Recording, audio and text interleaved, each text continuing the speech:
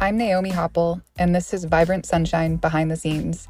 Join me as I grow my organic cold-pressed juicery to the next level.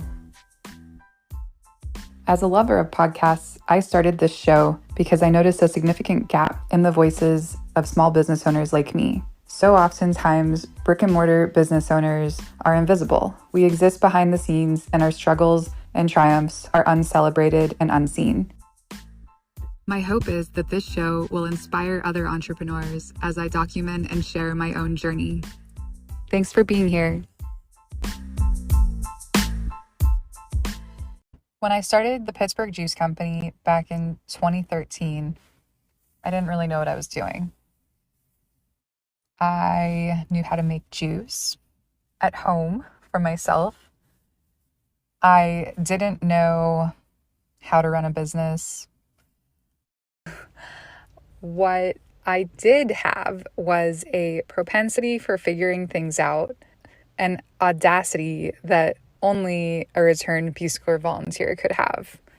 I had recently returned from 3 years as a Peace Corps volunteer in Peru, where I had thrown myself into a foreign environment where I was a novice at everything I encountered. I literally didn't even speak the language.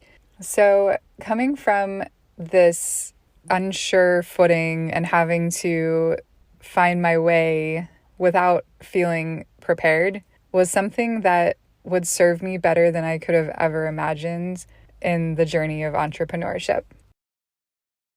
In 2013, I was back in the United States. I was exploring possible career paths. I had not found anything that really intrigued me. I was at the time working in a corporate environment, and I was young and idealistic. I believed in good work, and I wanted something to pour my energy into that I could truly believe in. And for me, that was the Pittsburgh Juice Company.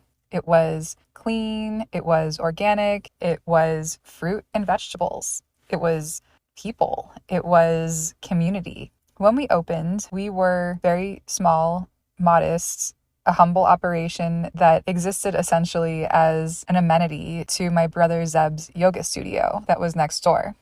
We opened in February.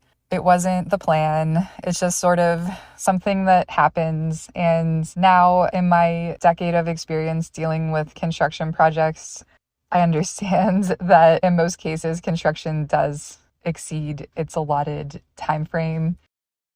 We opened in the depths of February in Pittsburgh in one of the coldest winters. And we were a cold-pressed juicery in a town full of sandwiches and salads topped with French fries.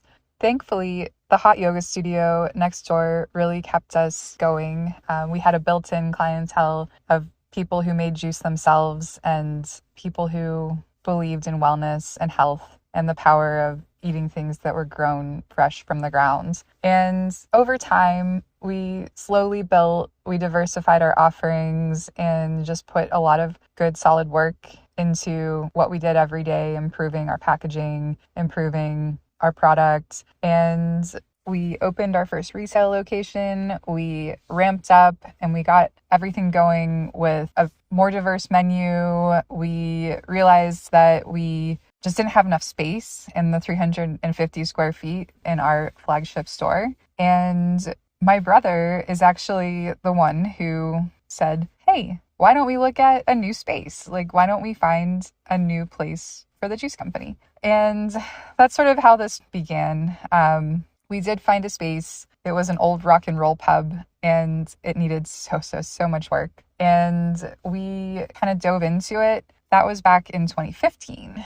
And having recently purchased our newest property, which is my dream location, I now look back at my 2015 self and how different it felt. I look back at purchasing a building in 2015. I was so frightened. Again, I didn't know what I was doing. I just took on all this extra work, a mortgage. I actually stopped paying myself for a few years because I was terrified. I took on another job just so I could bring in more money and continue paying employees in addition to what I was doing at the company. And I remember that day in 2015 when we purchased the 31st Street pub, having a complete panic attack. I remember my friend telling me congratulations after the closing and just bursting into tears. And all I wanted to do was work and work and work. And that's all I could see in my future, just work and work and more work. So it's different. This is a very different and measurable success in the purchase of our new location. It feels like we are mature and prepared and ready to take on this new project. With any business venture, it can be scary, and there's always a little bit of that. One of my friends always tells me that anxiety and excitement come from the same place in your brain, and you can trick yourself into thinking that anxiety is actually excitement. So I try to take that into account whenever possible. I'm just excited about being able to pull my business back together from this organic and sporadic growth that's spread us across several locations over time. And I think that's just, again, like part of the growth. Like, I use organic in so many ways in my business, but organic growth doesn't always look like it fits in like a perfect box. Organic growth can bring you in all sorts of gnarly ways, sort of like an heirloom tomato might look. In our case, organic growth brought us to the 31st Street pub, which was not a retail outlet. Instead, it is a back kitchen production space. It was far larger than our storefront in Lawrenceville, so we thought that we had all the space in the world at the time.